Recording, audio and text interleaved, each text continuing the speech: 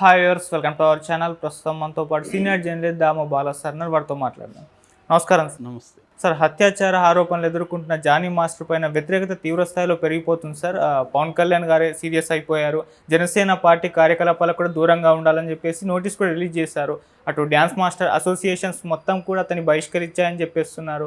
చిన్మయి దగ్గర నుంచి పూనం కౌర్ దగ్గర వీళ్ళ దగ్గర నుంచి కూడా వ్యతిరేకత వచ్చేసింది. అతనికి ఎంతకాలం శిక్ష పడే అవకాశం ఉందంట? జానీ మాస్టర్ది ఇప్పుడు 2 తెలుగు రాష్ట్రాల్లో పెద్ద సంచలనమైంది. అయితే దీనికి జనసేన చాలా క్విక్గానే రియాక్ట్ అయింది. నిజానికి జానీ మాస్టర్ ఇప్పటివరకు రియాక్ట్ అవ్వలేదు, అతను పరారులో ఉన్నాడని కూడా అంటున్నారు. అవును. కానీ పవన్ కళ్యాణ్ క్విక్గా రియాక్ట్ అయ్యి తనకి ఎంతో సన్నిహితుడు నిజానికి పవన్ కళ్యాణ్కి జానీ మాస్టర్ ఎప్పటి నుంచో కూడా పరిచయం. వాళ్ళ ఫోటోలు చూస్తే చాలా చిన్నప్పుడు జానీ మాస్టర్ ఫోటోలు కూడా పవన్ కళ్యాణ్తో కూడా ఉన్నాయి. సో అంత దగ్గర ఉన్నప్పటికీ అందులో జనసేన తరపున ప్రచారం కూడా చేశాడు. అయినప్పటికీ కూడా పవన్ కళ్యాణ్ ఒక అమ్మాయి ఇలాంటి ఆరోపణలు చేసింది, ముఖ్యంగా అసిస్టెంట్గా పనిచేసిన అమ్మాయి కాబట్టి అతన్ని మీద చర్య తీసుకోవాలని ఆదేశించినట్టు తెలిసింది. దాంతో వాళ్ళు బహిష్కరణ అంటున్నారు, కానీ బహిష్కరణ కాదు లేదా సస్పెండ్ కాదు, ఓన్లీ జనసేన కార్యకలాపాలకు దూరంగా ఉండాలి అని మాత్రమే ఉంది. Vemulapati Ajith Kumar head conflict management పేరుతో జనసేన లెటర్లో ఇది ఉంది, లెటర్ హెడ్లో ఉందన్నమాట. సో అంటే కాన్ఫ్లిక్ట్ మేనేజ్మెంట్ అనే ఒక వింగు ఉన్నట్టుగా మనకు అర్థమవుతుంది. అంటే విత్ ఇన్ ద పార్టీలో కాన్ఫ్లిక్ట్ మేనేజ్మెంట్, మేబీ అది క్రమశిక్షణ కమిటీకి వేరే పేరు పెట్టుకొని చేశారా అనేది కూడా అనిపిస్తుంది అన్నమాట. ఏదేమైనా వాళ్ళు చెప్పింది ఆ లెటర్ హెడ్లో ఏముందంటే, ఇతని ఇట్లా ఆరోపణలు వచ్చిన రీత్యా ఇతన్ని మేము పార్టీకి కార్యకలాపాలకు దూరంగా ఉండమని ఆదేశిస్తున్నాం అని మాత్రమే చెప్పారు. అంటే సస్పెండ్ చేసినట్టు కాదు, బహిష్కరించినట్టు కాదు, పార్టీలోనే ఉన్నాడు అతను, పార్టీ కార్యకలాపాలకు దూరంగా ఉండమని చెప్పారు. అంటే ఇది నేనైతే దీన్ని సపోర్ట్ చేస్తున్నాను. ఎందుకంటే ఒక వ్యక్తి మీద ఆరోపణలు రాగానే అతను దోషి అని చెప్పి అతన్ని సస్పెండ్ చేయడము, అతన్ని పార్టీ నుంచి బహిష్కరించడం కరెక్ట్ కాదు. ఎందుకంటే ఆరోపణలు వేరు, నేరం చేసినట్టు రుజువు కావడం వేరు. ఆరోపణలు ఏముంది, ఇవాళ పొలిటికల్ వెండట్టాలు వచ్చేసిన కాలంలో ఎవరెవరి మీదైనా ఆరోపణ చేసేది. అవును. కాబట్టి ఆరోపణ చేసినంత మాత్రాన అతను దోషులాగా ట్రీట్ చేయడం అనేది కరెక్ట్ కాదు. కాబట్టి పవన్ కళ్యాణ్ తీసుకున్న నిర్ణయం కరెక్ట్గానే ఉంది. అట్ ద సేమ్ టైం ఆరోపణలు ఉన్నంతకాలం వీటిలోంచి బయటపడే వరకు కూడా అతన్ని పార్టీకి దూరంగా ఉంచడం కూడా అవసరం. ఇది లీగల్గా ప్రాబ్లం కాకపోవచ్చు, కానీ మోరల్గా పార్టీకి రేపు చెడ్డ పేరు వస్తుంది. కాబట్టి ఆల్రెడీ వైసీపీ వాళ్ళు అటాక్ చేయడం మొదలుపెట్టారు. ఈవెన్ ఆమెవరు కాదంబరి జత్వాని కేసు మాత్రం పెద్ద ఎత్తున మీరు ఇది చేస్తున్నారు, మరి దీన్ని ఎందుకు మీరు పెద్ద ఎత్తున పట్టించుకోవట్లేదు, ఇది మాత్రం సైలెంట్గా ఉండాలని వాళ్ళు ఆల్రెడీ వైసీపీ వాళ్ళు అడుగుతున్నారు. దాంట్లో న్యాయం కూడా ఉంది ఆ ప్రశ్నలో. ఎందుకంటే వేరే ఎక్కడో ముంబైలో ఉండే ఒక అమ్మాయికి అన్యాయం జరిగిందని పోలీస్ ఆఫీసర్లను సస్పెండ్ చేసి ఇంత స్థాయిలో మీడియా, తెలుగుదేశం మీడియా అంతా అతని మీద సొంత అసిస్టెంట్ కొరియోగ్రాఫరు నా మీద ఏళ్ల తరబడి తను అత్యాచారం చేస్తున్నాడు, భయపెడుతున్నాడు, గాయపరిచాను అని అనేకసార్లు అని కంప్లైంట్ చేసింది, ఎఫ్ఐఆర్ కూడా నమోదైపోయింది. సో దీని మీద ఎందుకు స్పందించలేదనే విమర్శలు పవన్ కళ్యాణ్ మీద ఉన్నాయి. అందుకని పవన్ కళ్యాణ్ క్విక్గా రియాక్ట్ అయ్యి అట్లీస్ట్ పార్టీకి దూరంగా ఉండమని చెప్పాడు. అది కరెక్టే అనిపిస్తుంది. ఇక రెండవది, Andhra Pradesh film and TV choreographers అసోసియేషన్కి తను ప్రెసిడెంట్గా ఉన్నాడు యాక్చువల్గా. సో ఇప్పుడు వాళ్ళు కూడా ఈరోజు సమావేశం అవుతున్నారు. ప్రెసిడెంట్గా ఉంటే తీయడం ఎలాగా అనేది బైలాస్లో, వాళ్ళ అసోసియేషన్ బైలాస్ని బట్టి ఇతను తీయాలా లేకపోతే ఇతను బహిష్కరిస్తున్నామని ప్రకటించాలా అనేది వాళ్ళు కూడా చూస్తున్నారు. సో వాళ్ళ ముందు కూడా, ఎందుకంటే కొరియోగ్రాఫర్ల అసోసియేషన్ ప్రెసిడెంటే ఇలా చేశాడంటే ఖచ్చితంగా అది డిమోరలైజింగ్గా ఉంటుంది వాళ్ళకి. సో వాళ్ళు కూడా ఈరోజు నిర్ణయం తీసుకుంటున్నారు. మోస్ట్లీ అతన్ని తీసేసే అవకాశం ఉంది, అధ్యక్షుడి స్థానం నుంచి తీస్తున్నట్టుగా తీర్మానం చేసే అవకాశం అయితే ఉంది. ఇక మూడవది, AP film chamber of commerce తరపున దామోదర్ ప్రసాద్ ప్రకటించాడు. ఆయన ఏం చెప్తున్నా అంటే, దీన్ని మేము అంతర్గత లైంగిక వేధింపుల పరిష్కారం కమిటీకి దీన్ని, అంటే లీగల్ వ్యవహారం వేరు, కేసు పెట్టడం వేరు, ఇది వేరు. ఈ అమ్మాయి ఈ ఆ అమ్మాయి పేరు కూడా బయటకు వచ్చింది. ఎందుకు బయట మామూలుగా అయితే బాధితుల పేర్లు బయట లైంగిక కేసులు పెట్టద్దని సుప్రీంకోర్టు తీర్పు ఉంది. కానీ ఇక్కడ ఈ అమ్మాయి కూడా సెలబ్రిటీనే. ఈ అమ్మాయి కూడా ఒక సినిమాలో హీరోయిన్గా యాక్ట్ చేసింది, యథా రాజా తథా ప్రజ అని. సో అందువల్ల ఈ అమ్మాయి పేరు మొత్తం మీడియాలో ఆల్రెడీ బయటకు వచ్చింది.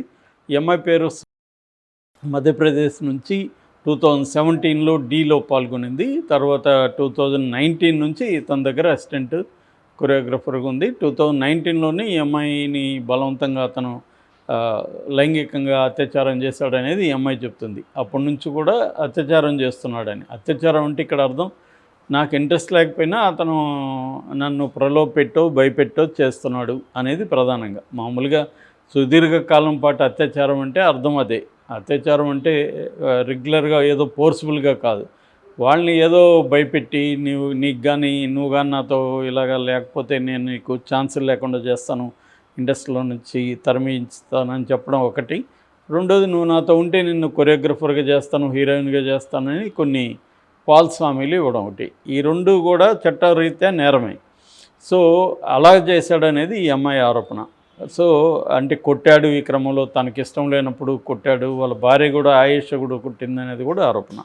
ఏదేమైనా ఈ ఆరోపణలు దృష్టిలో పెట్టుకొని ఒకటి లైంగిక వేధింపుల పరిష్కార కమిటీకి ఇచ్చారు, రెండు ఐసీసీ అంటారు. ఐసీసీ అంటే ఇంటర్నల్ కంప్లైంట్స్ కమిటీ అని ప్రతి వర్క్ ప్లేస్లో కూడా ఉండాలి అనేది ఒక రూల్ ఉంది, మ్యాండేట్ ఉంది, సుప్రీంకోర్టు అనేకసార్లు చెప్పింది.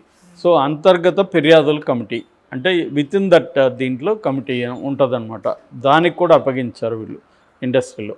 సో వీళ్ళు ఇప్పుడు ఈ రెండు బాడీలు కూడా ఎంక్వైరీ చేసి అమ్మాయి ఆరోపణలో నిజమెంతో తేల్చి ఒకవేళ నిజం ఉంటే అతని మీద ఇండస్ట్రీ పరంగా చర్యలు తీసుకుంటారు. అంటే ఇతను సినిమాల నుంచి బ్యాన్ చేయడం కావచ్చు, కొరియోగ్రఫర్గా ఉండడానికి లేదు, దీన్నే మళ్ళీ వేరే ఇండస్ట్రీ ఇతను తమిళ్, హిందీ, కన్నడ కూడా చేస్తున్నాడు కాబట్టి ఆల్ ఇండియా ఫిల్మ్ ఛాంబర్ కూడా రికమెండ్ చేస్తారు.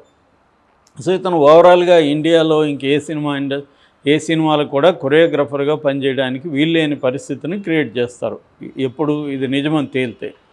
సో అది ఇది చేశారు. దీంతోపాటు మెల్లగా ఇతనికి యాంటీగా వాయిస్లు అనేవి రైజ్ అవుతున్నాయి. చిన్మయి శ్రీపాద ఆమె మనకు తెలిసి ఇట్లాంటి విషయాల్లో ముందు స్పందిస్తుంది. సో ఆమె ఎప్పటి నుంచో తమిళ ఇండస్ట్రీలో ఉండే ఇట్లాంటి అనేక విషయాల మీద పోరాడుతుంది. ఆమె స్పందించి ఆమె ఏమనిందంటే ఇది ఈ అమ్మాయి పరిస్థితి చూస్తే ఇతను ఆమె టీనేజ్లోనే స్టార్ట్ చేసినట్టున్నాడు, ఆ రకంగా వచ్చినప్పుడు ఇది పోక్సో కేసు కూడా వర్తిస్తుంది, అంటే పిల్లలకు సంబంధించి బాలికల మీద అత్యాచారానికి సంబంధించి పోక్సో కేసు కూడా వర్తిస్తుంది అనేది ఆమె అభిప్రాయంగా చెప్పింది. ఆమెకు పోరాడే శక్తి రావాలని కోరుకుంటున్నానని కూడా అనేది. అట్లాగే మన ఎవరు పూనం కౌర్ అయితే అసలు ఇతన్ని ఇంకా జానీ మాస్టర్ అని పిలవడం ఆపేసేయండి, ఎందుకంటే మాస్టర్ అనే పదానికి అర్హుడు కాదు ఇతను, జానీ భాష అని మాత్రమే పిలవండి అనేది కూడా ఆమె ఇచ్చింది. ఆమె ఏంటంటే పవన్ కళ్యాణ్కి యాంటీగా ఎప్పుడు ఛాన్స్ వచ్చినా స్పందిస్తుంది, ఆ యాంగిల్లో స్పందించిందని మనం అనుకోవచ్చు. ఓకే, ఏదేమైనా ఓవరాల్గా అయితే ఇప్పటి వరకు ఇండస్ట్రీలో మిగతా హీరోయిన్లు కానీ టెక్నికల్గా పనిచేసే స్త్రీలు కానీ ఎవరు కూడా ఇప్పటివరకు అయితే స్పందించలేదు దీని పట్ల. ఎందుకంటే ఇప్పుడు ఇతనికి వాళ్ళెవరు కూడా స్పందించట్లేదు. ఇతనికి నేషనల్ అవార్డు వచ్చినప్పుడు పొగిడిన వాళ్ళందరూ కూడా స్పందించట్లేదు. అలాగే జనసేనలో కూడా ఎవరు కూడా ఈవెన్ పవన్ కళ్యాణ్ స్టేట్మెంట్ ఇవ్వడం కానీ ట్వీట్ చేయడం కానీ ఏమీ చేయలేదు. ఓన్లీ ఇందాక చెప్పిన కాన్ఫ్లిక్ట్ రెజల్యూషన్ కమిటీకి సంబంధించిన వేములపాటి అజిత్ కుమార్ మాత్రం ప్రకటించాడు తప్ప పవన్ కళ్యాణ్ పర్సనల్గా ఒక ట్వీట్ చేయడం కానీ దీని మీద అభిప్రాయం చెప్పడం కానీ ఏమీ చేయలేదు.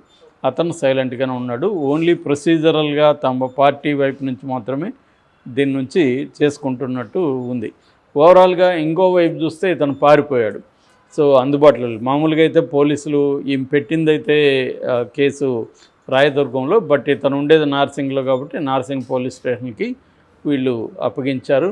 వాళ్ళు అరెస్ట్కి ట్రై చేస్తున్నారు. ఇతని మీద 376, 323, 506 3 సెక్షన్ల కింద కేసు పెట్టారు. అది కాకుండా ఈ 3 సెక్షన్లు అంటే 376 ఏమో రేపు, 323 ఏమో గాయాలు చేయడం, 506 ఏమో క్రిమినల్ ఇంటిమిడేషన్ అంటారు. క్రిమినల్ ఇంటిమిడేషన్ అంటే కింద కేసు పెట్టారు. ఇందులో దీని తర్వాత పోష్ అనే ఒక చట్టాన్ని కూడా యాడ్ చేస్తారు. పోష్ అంటే ప్రివెన్షన్ ఆఫ్ సెక్సువల్ హరాస్మెంట్. ఇది 2013లో వచ్చింది. ఈ చట్టాన్ని కూడా ఇప్పుడు అమలు చేస్తున్నారన్నమాట. అంటే sexual harassment of women at work place, prevention, prohibition and redressal, అది పూర్తిగా చట్టం పేరు. ఇది 2023లో వచ్చింది. ఈ చట్టాన్ని కూడా ఇప్పుడు పెడుతున్నారు ఇతని మీద. ఈ చట్టం కింద అయితే 3 ఏళ్ళు గరిష్ట శిక్ష పడే అవకాశం ఉంది. కానీ ఇతనికి 376 కానీ ప్రూవ్ అవుతాయి. ఇదేమో హరాస్మెంట్ కిందకు వస్తుంది. ప్రూవ్ అయితే మాత్రం, అంటే ఈ అమ్మాయికి ఇష్టం లేకుండా చేయడాన్ని అంటారు ఇప్పుడు. కానీ మరి ఇన్ని రోజులుగా, ఇన్నేళ్లుగా రేపు ఎలా అనేది ప్రూవ్ చేయాల్సి ఉంటుంది. ఏదేమైనా అది కానీ ప్రూవ్ అయితే మాత్రం మినిమం 10 ఏళ్ల జైలు శిక్ష నుంచి లైఫ్ కూడా పడే అవకాశం ఉంది.